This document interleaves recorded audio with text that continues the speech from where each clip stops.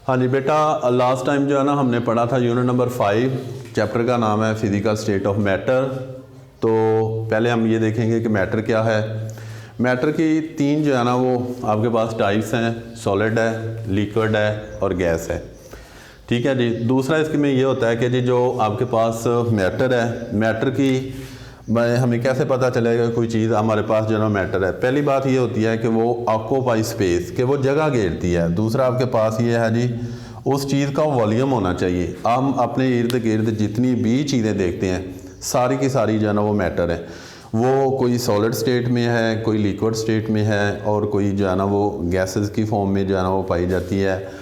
अब यहाँ पे जो हमारे पास लिक्विड है, सॉलिड है, इसमें हम क्या होता है, जो मैटर होता है ना उसका वॉल्यूम फिक्स होता है, डेफिनेट शेप में होता है। उसका जो है ना वो शेप होती है वो भी डेफिनेट शेप के अंदर जो है ना वो होती है। लेकिन जो हमारे पास लिक्विड है इसके अंदर जो वॉल्यूम होता है ना वो हमारे पास जो है ना वो डेफिनेट शेप के अंदर होता है, लेकिन उसकी जो शेप होती है वो जो है ना हमारे पास डेफिनेट शेप के अंदर जो है ना फॉर्म में नहीं होती।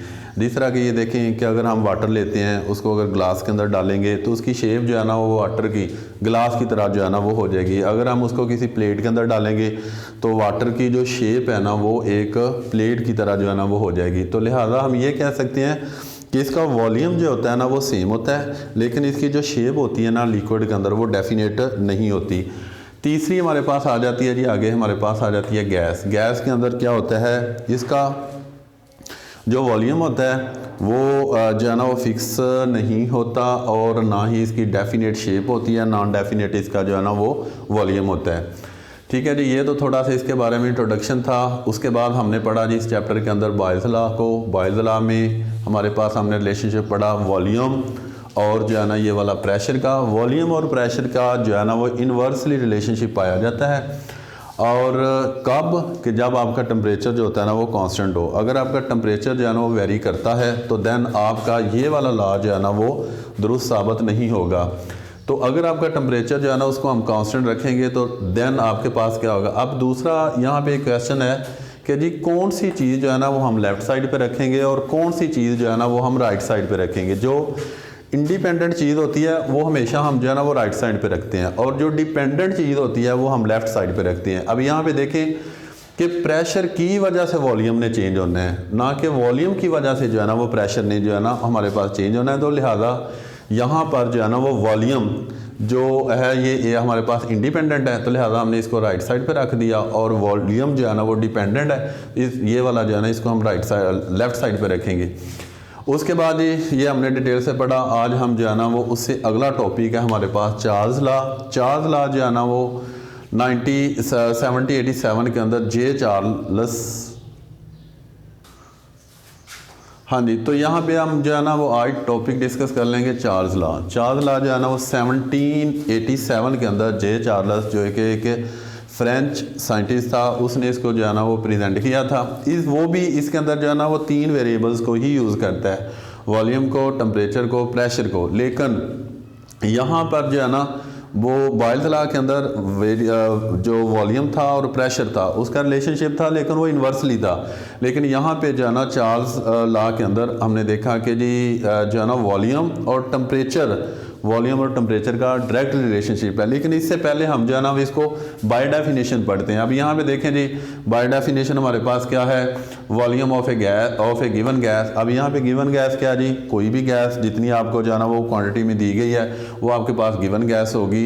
Of a gas in directly proportional to the absolute temperature if the pressure is kept constant. यहाँ पे देखें कि उस रिलेशनशिप किसका शो हो रहा है, वॉल्यूम का और आपके पास जो है ना वो टेम्परेचर का। और कौन सा रिलेशन है, डायरेक्टली प्रोपोर्शनल। क्या रिलेशनशिप जो है ना वो क्या होता है कि एक चीज़ के बढ़ने से अगर एक चीज़ बढ़ती है तो दूसरी भी बढ़ जाती है। हाँ जी, तो जो है ना अगर एक चीज़ जो है ना वो डिक्रीज़ होती है तो दूसरी चीज़ भी डिक्रीज़ होती है। ऐसे रिलेशन को हम क्या कहते हैं, डायरेक्टली प्रोपोर्शनल कहते हैं। और यहाँ पे आप देखें कि जी जो बॉयल्स लॉ था उसके अंदर जो है ना वो प्रेशर जो टेम्परेचर था वो कांस्टेंट था, लेकिन यहाँ पे चार्ल्स लॉ के अंदर जो है ना वो प्रेशर को जो है ना वो कांस्टेंट रखा गया है। अब यहाँ पे इसके अंदर जो चीज़ें मतलब वेरिएबल यूज़ होंगे वो P है, P फॉर प्रेशर के लिए है, V वॉल्यूम के लिए है, T हमारा जो है ना वो टेम्परेचर के लिए है, और K यहाँ पे हम जो है ना वो प्रोपोर्शनैलिटी कांस्टेंट के तौर पर जो है ना वो यूज़ करेंगे। अब यहाँ पे जी हम इसकी इक्वेशन पे आ जाते हैं कि इसकी मैथमेटिकल इक्वेशन जो है ना वो किस तरह से बनेगी। तो जिस तरह के बाय डेफिनेशन के अंदर हमने पढ़ा है कि वॉल्यूम और टेम्परेचर के दरमियान जो है ना ये वाला डायरेक्टली रिलेशनशिप पाया जाता है। तो यहाँ पे देखो ये प्रोपोर्शनलिटी का साइन है। तो जब भी मैथ के मतलब गुरु से मतलब मैथ में हमने पढ़ा है कि जब भी प्रोपोर्शनलिटी का साइन ख़त्म करते हैं और उसकी जगह पे इक्वल का साइन लगाते हैं तो यहाँ पे कोई ना कोई कांस्टेंट जो है ना वो इसको हम यूज़ करते हैं। तो इसके अंदर इस लॉ के अंदर जो है ना उन्होंने के को एज ए प्रोपोर्शनैलिटी कांस्टेंट जो है ना वो यूज़ किया है। तो प्रोपोर्शनैलिटी कांस्टेंट की वैल्यू जब हम फाइंड आउट करेंगे ये वाला टी जो है ना इधर मल्टीप्लाई हो रहा है, उधर जाके ये वाला डिवाइड हो जाएगा, तो के हमारे पास जो है ना वो क्या आ जाएगा V/T। ठीक है जी। अब ये वाला तो था एक, अगर हमारे पास सिलेंडर है, अगर हमारे पास जो है ना 2 3 4 मतलब जितने भी हम इसको यूज़ करेंगे, यहाँ पे जो है ना हम 2 का लेते हैं। तो यहाँ पे देखो अगर इस इक्वेशन के मुताबिक अगर हम देखें तो जो पहला सिलेंडर होगा उसका वॉल्यूम V1 होगा, उसका टेम्परेचर T1 होगा, और वो जो होगा वो प्रोपोर्शनैलिटी यानी के की इक्वली होगा। अगर हम दूसरे सिलेंडर की बात करते हैं तो यहाँ पे वॉल्यूम जो होगा ना वो T2 होगा, V2 होगा, और इसका टेम्परेचर T2 होगा। इसको भी हम जो है ना वो प्रोपोर्शनैलिटी कांस्टेंट के से ही के इक्वल ही रखेंगे। अब यहाँ पे पहले को हमने इक्वेशन 1 कह दिया, दूसरे को हमने इक्वेशन 2 कह दिया। अब हम दोनों का कंपैरिजन करेंगे। कंपैरिजन कब किया जाता है कि जब कोई चीज़ दोनों के अंदर जो है ना वो सेम होती है, कॉमन होती है। अब यहाँ पे देखें दोनों के अंदर जो है ना वो के कॉमन आ रहा है। तो जब हमने कंपैरिजन कर दिया बाय कंपेयरिंग इक्वेशन 1 और 2 तो दोनों के जो है ना आपस में कैंसिल हो गए। इधर हमारे पास क्या आ गया V1/T1 इक्वल टू V2/T2। और बेटा यही आपके पास जो है ना इसी को हम जो है ना वो चार्ल्स लॉ कहेंगे। ठीक है जी। अब मैं आपको बताता हूँ कि जी ये वाला क्वेश्चन अगर आए तो आपने इसकी जो है ना वो प्रेजेंटेशन जो है ना वो कैसे करनी है। अब अगर आप अपनी बुक निकालें और इसका पेज नंबर जो है ना जी 81, पेज नंबर 81 है। तो यहाँ पे स्टॉप कर दें। अब बेटा मैं आपको जो है ना इसकी प्रेजेंटेशन बताऊँगा कि ये क्वेश्चन जो होता है ना ये तकरीबन बोर्ड के अंदर जो लॉन्ग क्वेश्चन आता है ना उसमें से बॉयज़ लॉ या चार्ल्स लॉ दोनों में से एक क्वेश्चन जो है ना वो लाजमी एग्जामिनर देता है। अब आपने इसकी प्रेजेंटेशन कैसे करनी है जी, ये देखें ये हमारे पास जो है ना वो नोटबुक का हमारा पेज है।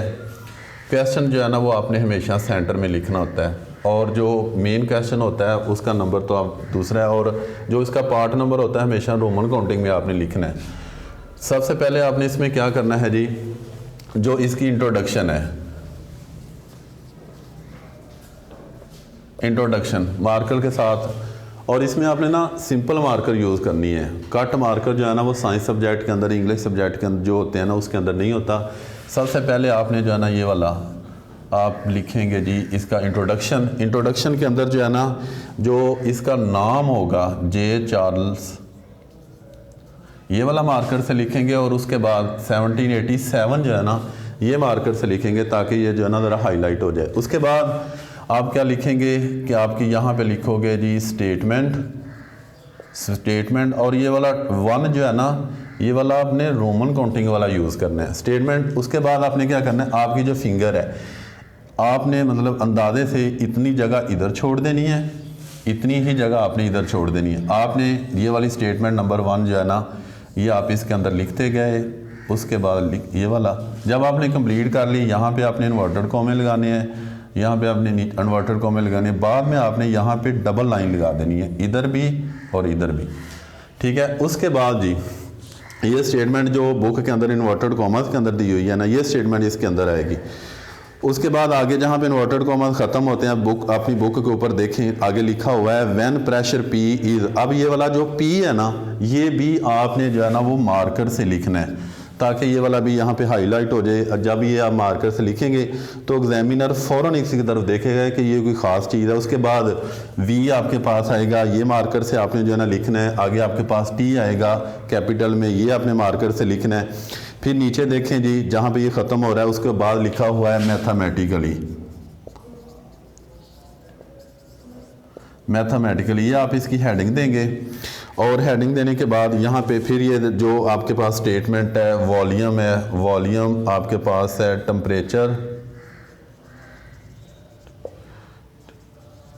ठीक है। उसके बाद आप सिंबॉलिकली इसे लिखेंगे तो ये वाला, और उसके बाद ये वाला आपके पास आ जाएगा v इक्वल टू टी के, ठीक है, जिस तरह आपको पहले मतलब जो है ना लेक्चर में बता दिया, ये वाला आपने करना है।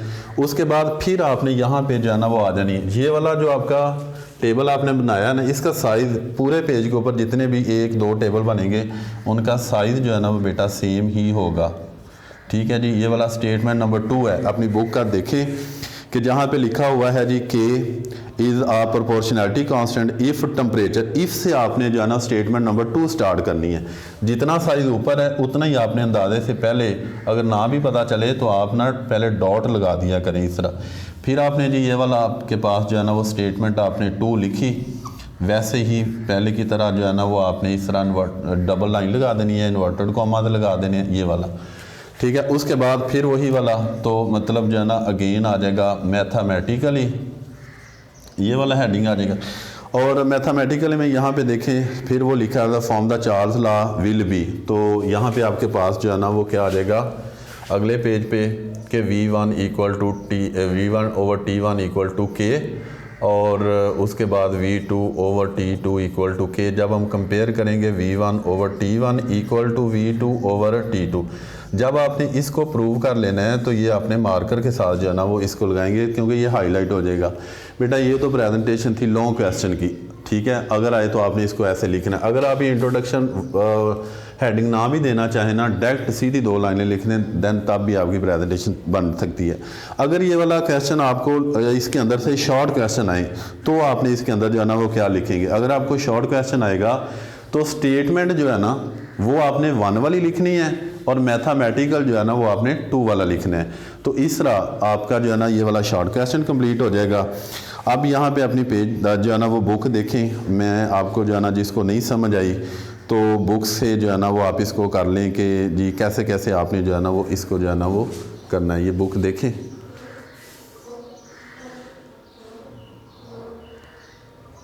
ठीक। हाँ जी, हाँ जी। आप बेटा मुझे बताएं कि कोई इस क्वेश्चन के बारे में प्रेजेंटेशन के हवाले से या किसी कंसेप्ट के कोई समझ नहीं आई किसी चीज़ की तो वो बता दें। अगर नहीं है तो मैं अगेन उसको जो है ना एक्सप्लेन कर लेता हूँ। क्लियर है? ओके, अल्लाह। हाँ जी। और बेटा इसके अलावा अगर आपको फिर भी कोई प्रॉब्लम हो तो आप कमेंट सेक्शन के अंदर जो है ना वो कोई प्रॉब्लम जो आपका है क्वेश्चन है वो लिख के सेंड कर दें, तो उसका आंसर आपको मिल जाएगा।